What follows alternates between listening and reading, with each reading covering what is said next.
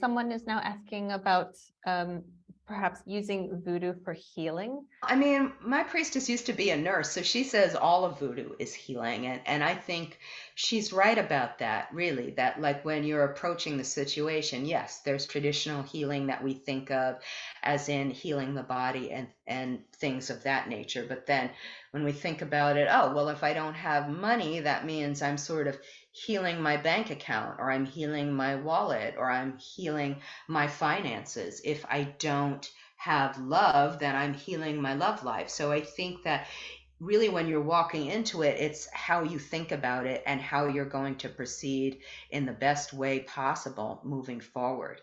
Now, traditionally, when we look at this, healing in conjunction with New Orleans voodoo and also Lukumi, there's a couple of deities that we look at when we're talking about it. It's usually Babaluaye. I know people used to watch an I Love Lucy, Babaluaye.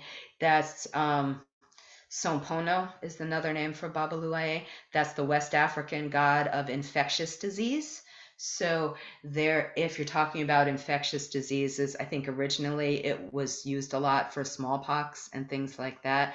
So if you want to think about setting up some kind of offering, lighting a candle for Babaluaye or Sampono, most often they're represented with San Lazaro.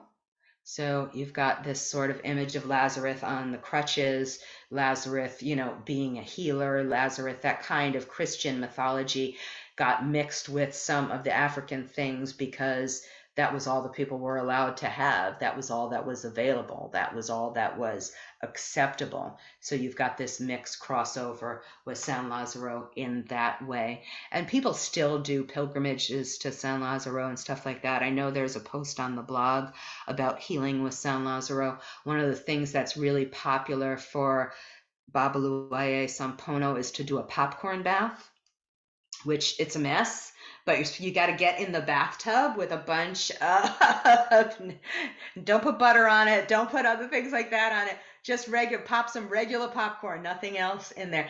And then what you do is you scoop it out of the bathtub, obviously, and you throw it outside, and then the birds eat it, or whatever wildlife comes and eats it. So again, it's like it's absorbing the illness and the sickness from your body, and you're taking it outside to disperse throughout the land, and to the animals are getting some food and nourishment from it, and they're also taking a tiny piece of that negative illness away from you and out into the world. So that's kind of my best advice about that.